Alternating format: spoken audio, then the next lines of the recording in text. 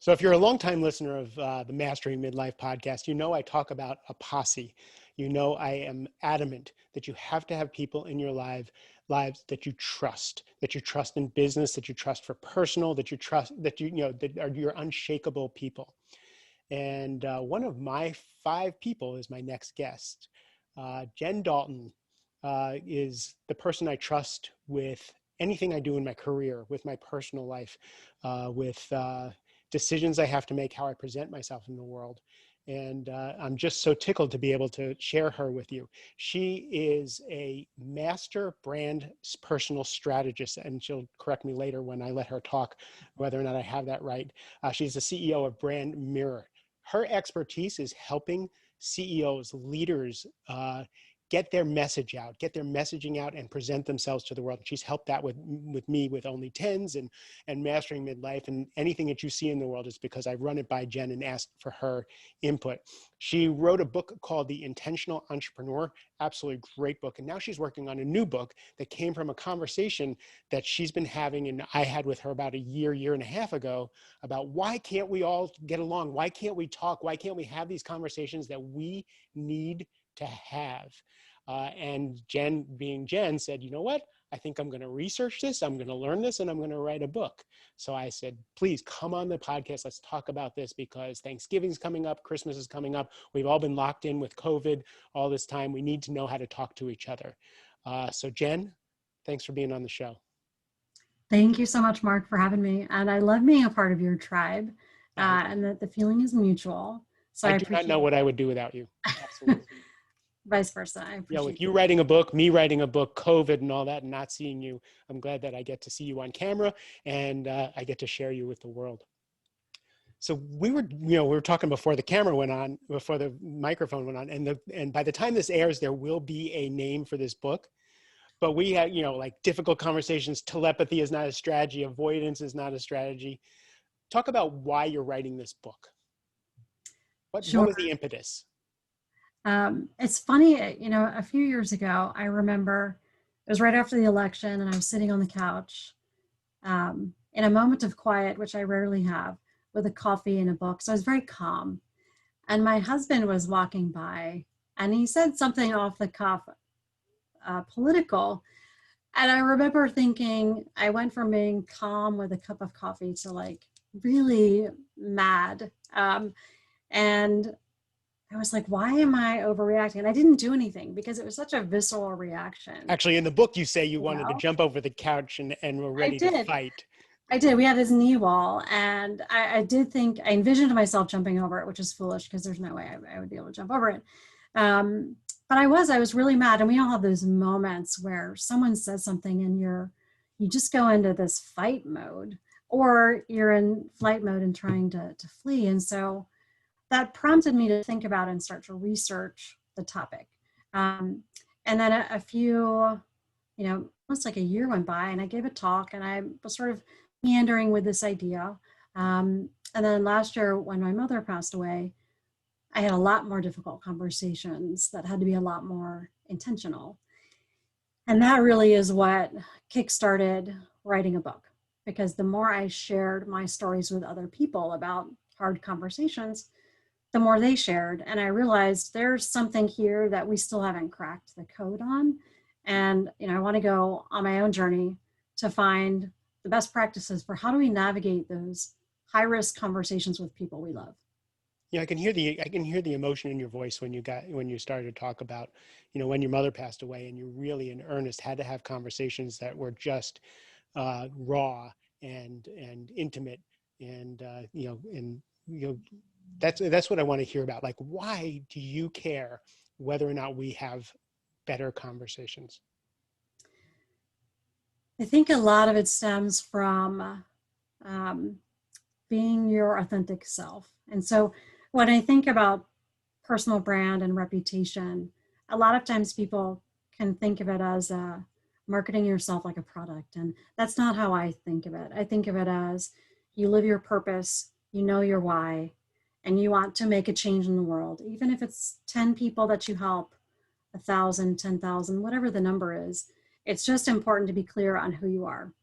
And what I found is between politics and religion and conversations about death or money, you name it, a lot of us bury those thoughts and questions and concerns because we don't want to make someone we care about mad. We don't want to have the battle over Thanksgiving dinner about politics. So we just avoid it. And avoiding it is not the right strategy because that keeps you from being your true self. And I think that instead of avoiding it, most people believe don't ever talk about politics or religion. And I've had a real shift in that philosophy where if we can learn to talk about it and keep calm and understand why we freak out, then we'd probably be a lot better off with ourselves because we could be who we are. And we certainly would have better relationships with the people around us. In Only Tens, my book, there's a section on difficult conversations, because in order to get things on and off your to-do list, you have to have difficult conversations. In order to delegate, in order to hold people accountable, in order to set boundaries, you need to have these difficult conversations. So you and I have talked about this, for years. When I read your book, I really liken it to Brene Brown's style of, because Brene Brown is an intellectual, right? She's not a touchy-feely person, but her books are raw and make you feel. So when I was reading your book, I loved going back and forth between the absolute raw stories, and mine is one of them. I can't, like I read my own story in your book, and I was raw just finishing it. But then you go into the research. So when you actually when you give us examples of the difficult conversations of talking to teenage children, there was one story of a man talking to his teenage daughter about going to have sex, and I was just like, oh, that's so hard, right? But then you go into the research of this is why you have these conversations. This is the best way to have the conversations. And this is what keeps us from having the conversations. And I love the back and forth. So the way your brain works is really suited to helping us have these conversations. After writing the book and after really taking in because I know you're a feeler also, after taking in all these stories, what were you left with as far as the what, why, and how of these conversations? So one of the things when you go to write a book, as you know, that is really hard is what's the change you're trying to drive? How are you adding to the conversation and not just regurgitating what others have said? And trust me, there are a lot of books about difficult conversations.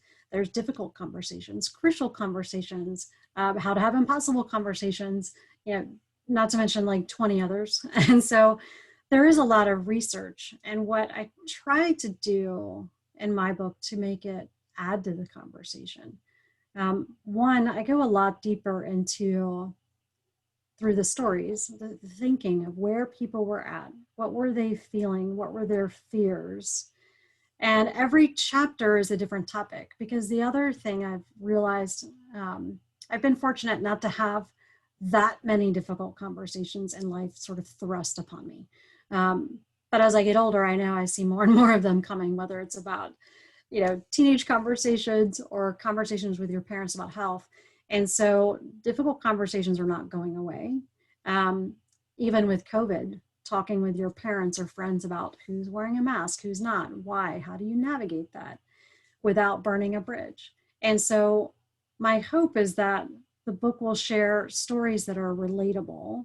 There is some research, but it's not overwhelming research because it's not an academic book. It is a book that I hope people can pick it up, read a chapter, be transported into this story, see how conversations might unfold or did unfold, and how those might help them.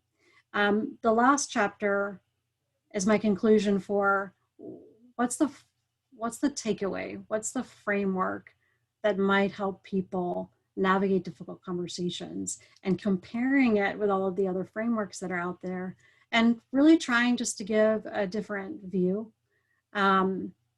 Clearly we still need to work on difficult conversations. No one has cracked that code, whether it's in person or online.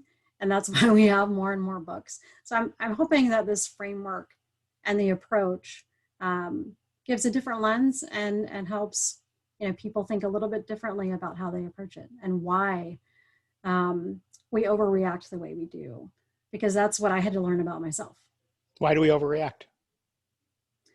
A lot of it is, we're wired that way, right? Our brain is not our friend when it comes to difficult conversations. Um, there's lots of research, whether it's Daniel Goleman or others, around your amygdala sort of steps in, takes over your logical brain, and says fight or flight. And your amygdala can respond in like less than 2 or 3 milliseconds. And just like when my husband said something and immediately I had already reacted, and I didn't even know enough at the time to be able to pause and go, wait a minute. By the way, this is my brain. I need to press pause, take a deep breath, now think about how I want to respond, because we can very quickly escalate. And I think that's a big driver. And maybe some people know that, but I think reminding people of that, reminding people of how much our brain really does keep us from having conversations. But if you know that, it can help you, navigate that and sort of override that instinct. What I hear you saying there is fear. Like our amygdala automatically senses fear when someone says something that goes against our worldview. It triggers us, so we can't think rationally. We can't be in relationship until we calm that amygdala down and understand and pause. Let's just take what you mentioned, wearing masks. Like, we're talking about politics. Like, you and I both, we're in relationships where we're on the opposite ends of the spectrum on the political thing. We share a lot of the same values, but the political just seems to divide us in incredible ways. Let's take something simple like masks. If one partner wants to wear a mask and another partner doesn't believe in masks, how do you navigate that? Because one person thinks that there's life and death consequences to whether or not you ask a mask, and it's very reasonable. Even if you don't believe in the life and death consequences, why can't you just fucking wear a mask for me, right? And you can just get all riled up about that instead of being in relationship. So that's a conversation that's very real time for people to have now. How do you approach that? Let's say you have two people who are on different sides of the mask debate, which I can't even figure out why there's a mask debate, but there is. How do you navigate that? There's a debate, it seems, about everything now. Everything becomes politicized if it's not. But so there are a couple of important things. One is, again, to keep in mind that your brain might go into fight or flight. And so just have that in the back of your head. I think the important thing is to set ground rules.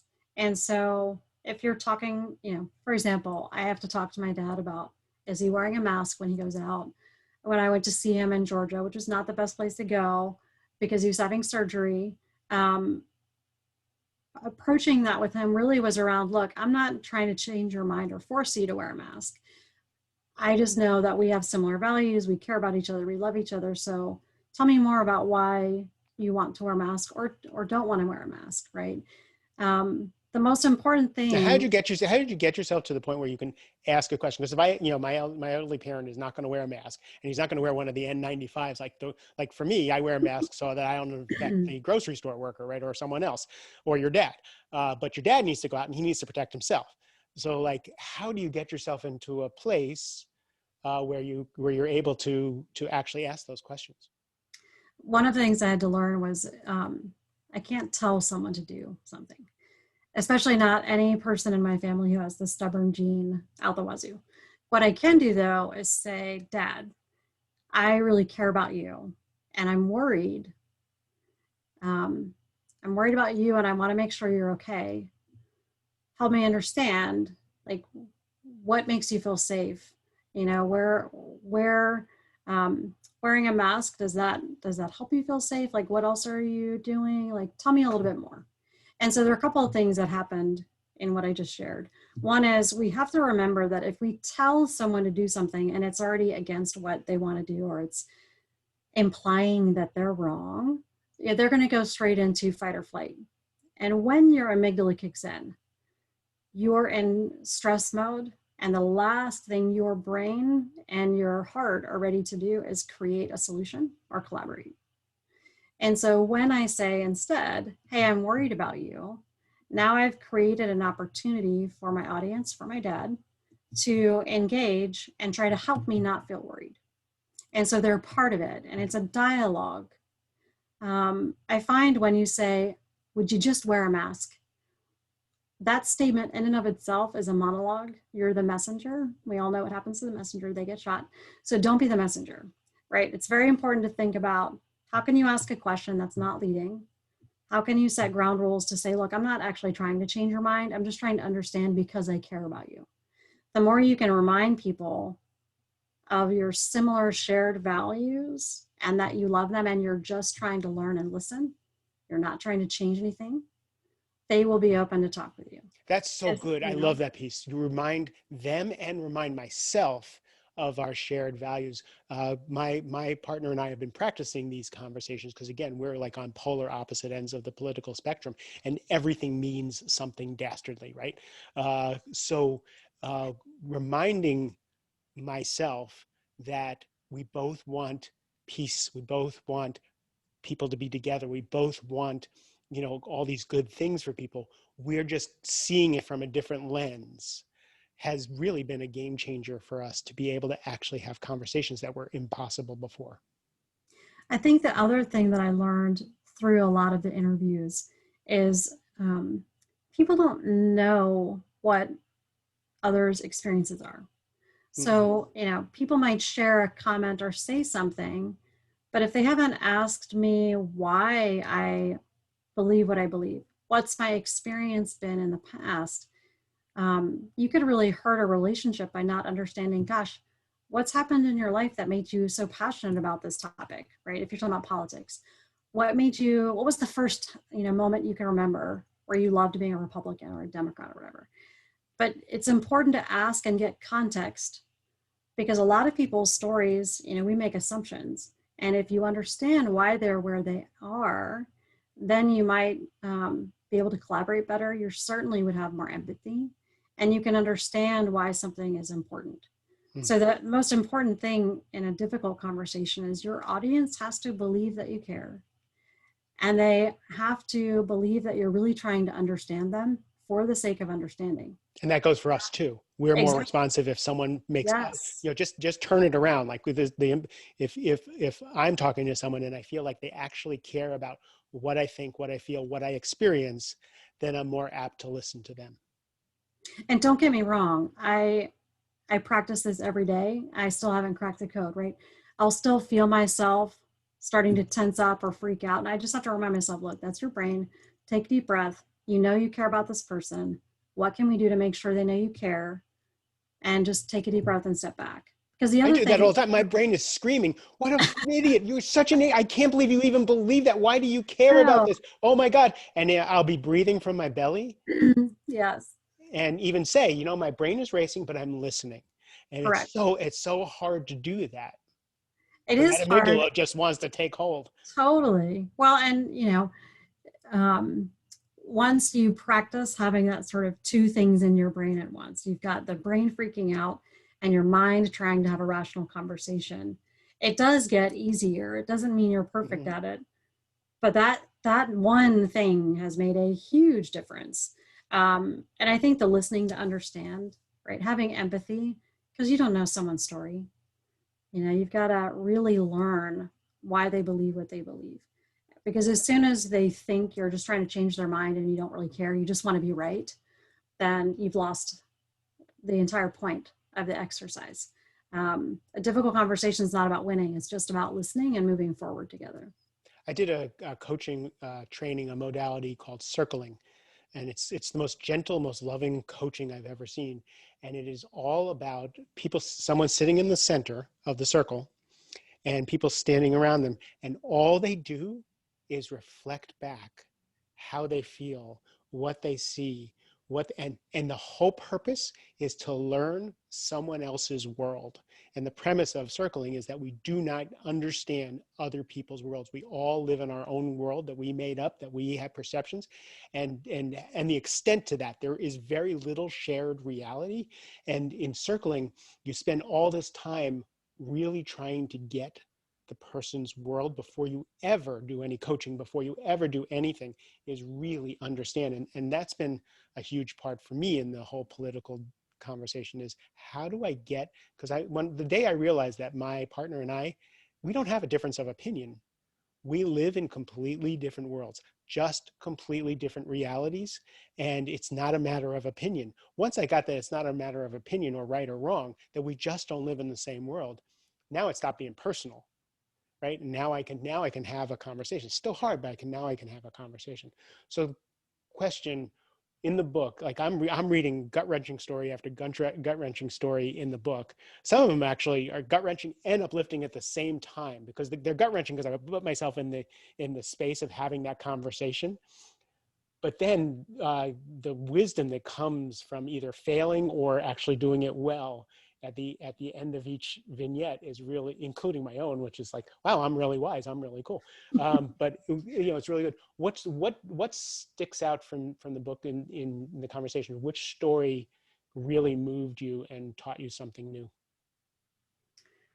There are so many. It's like choosing your favorite child. Yeah, and I'm going to ask you to do it. I know.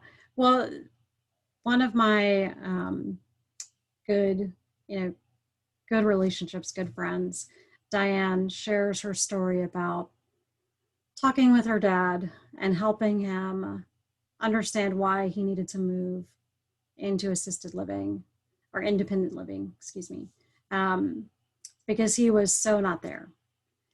And she is so good at planning for that conversation, thinking about location, where does he need to be, asking him questions, right? Having questions ready to ask to really learn.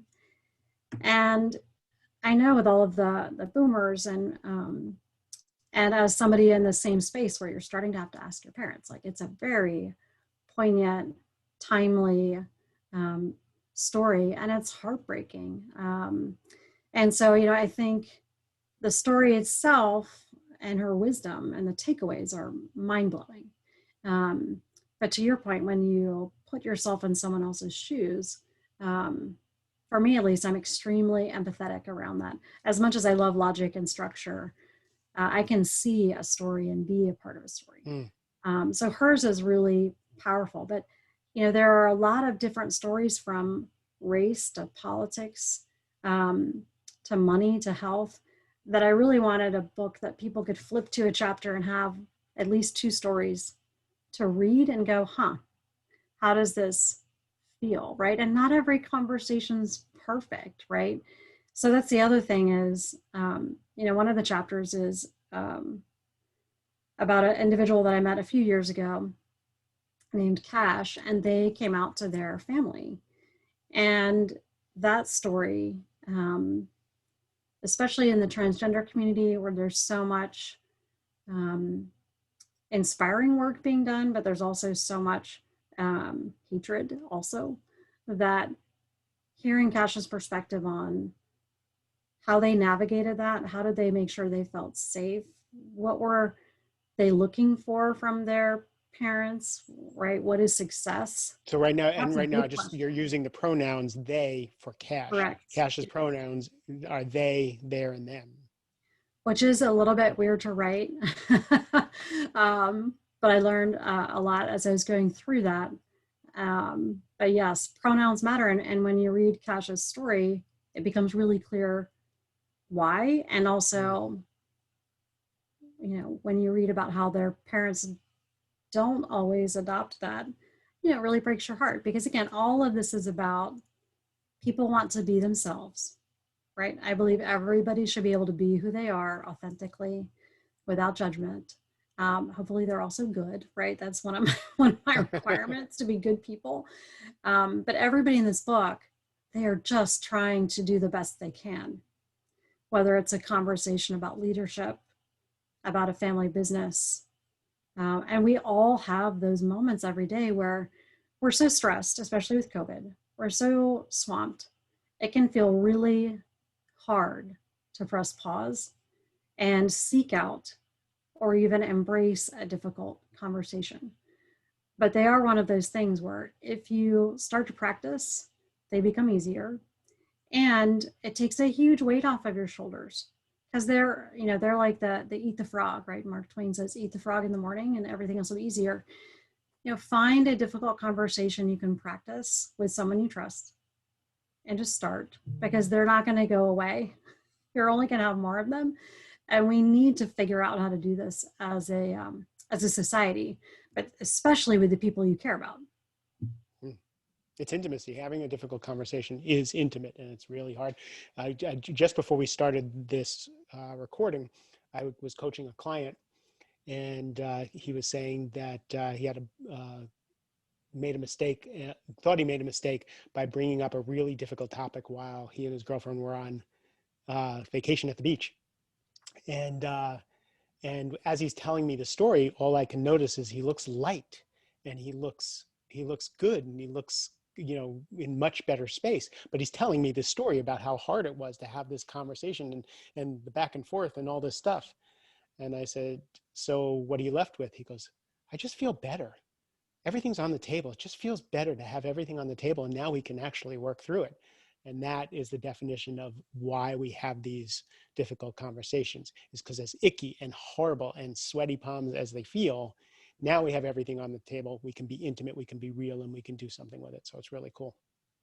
Well, and I do have a crush on Brene Brown. I mean, you and I went and saw her in person. Yes, we did. And You can't hate up close. you can't help it, right? And she's fabulous. And one of the things that she talks about is the stories we tell ourselves. And the truth of the matter is, we've already had difficult conversations in our head and imagined them, and they usually are way worse than reality. As long as you plan ahead a little bit, think about what's the worst thing that could happen. Are you okay with that? And just be ready for how, to take however the other person reacts, however they do. The only reactions you can control are your own. So if you can find a way to know what are your triggers, how do you, try to stay calm, if it's take a deep breath, if it's just pause for a minute, if it's ask a question, to give yourself time to think. But it is important for each of us to recognize that a lot of the conversations we're afraid to have, they're way worse in our head than they probably will be in reality. And the more you can plan and just go into it with love, and again, just trying to learn and be open and take deep breaths so you don't lose control. I think what you're describing is a decision to be emotionally intelligent. Like, my amygdala may want to wrestle from me, but I'm making a decision ahead of time to be mature, to be adult, to find ground no matter what happens. And if you remember the person you're speaking with, that you love them, that they love you. I mean, that's what I had to think about with my husband. I was like, why am I freaking out? I know he loves me and I know he doesn't want to hurt me. We just haven't figured out which words to use yet to move forward. And so how do I re-say something, or how do I ask him to explain or tell me more before I go to judgment? Because your body and your brain are all of the time going, how do I keep you safe? How do I help you survive? And we have to disrupt that, because that does not serve us well when we need to have an emotional and an intellectual conversation. So we don't have a title for the book yet. It's going to be about having these difficult conversations. By the time this airs, we will have it. How can people find you so that they can find the book? So people can go to noisebreaker.com. The book will be listed there. It will be available for pre-order. People can also sign up and just stay on the sort of waiting list newsletter. And then it will also be available on Amazon and Barnes & Noble and all those fabulous places December 7th. And if people want to work with you as far as your brilliance in personal branding, where do they find you? So brandmirror.com is my company site. And you can find me at brandmirror.com or noisebreaker.com. Noisebreaker is really my personal effort to have these provocative conversations and push some of this content out that's really, really in my voice, right? Where I want to move things forward in this space and help people be more authentic. So you can think of it like my speaker website. But noisebreaker.com, brandmirror.com, they can find me on LinkedIn, Facebook, and Twitter, Instagram, always looking for Brand Mirror, and you will find me. I'll put all that in the show notes. One last note about this. I'm really proud of you, because on Mastering Midlife, we talk often about finding our authentic voice and really giving honor to that, because you have a thriving career and a thriving business, and you've been talking about wanting to speak your mind. You've been wanting to make an impact in the world other than your specific business, helping other people make impact in the world. And I'm just so proud of you for writing this book in such a raw and real manner, and speaking your heart and your mind in the world more and more. You're an example of what I'm trying to do with the podcast and with my work. So I'm just so proud of you. And this book, I'm able to read half of it so far, as you dole it out to me drip by drip, is so good. So congratulations. Well, thank you very much. It's been a journey, right? Anybody who wants to put themselves out there, or like Brene Brown says, step into the arena. Um, it's scary, right? This is not a space I'm an expert in. My first book is my expertise. This book was really a journey about how do I create something that adds value when I don't know all the answers, but I can go research and find them. And it's important. And so I think for anyone trying to figure out, do they step into the arena, and maybe they're afraid, trust me, I have a lot of fear and imposter syndrome and who am I to write this book? But I also know that if this book helps one person, 10 people, 100 people, then it's made a difference. And either way, it's helped me become better, which I know my husband and my family and friends appreciate. So there's that. Well, I will say it's actually moved me, and I'm an expert in this. So I will. It's really well done. So thank you for being on the show, and thank you for your friendship. Thank you so much. I know I'll see you soon. Yes, and to everybody else, really thank you for your precious time and attention.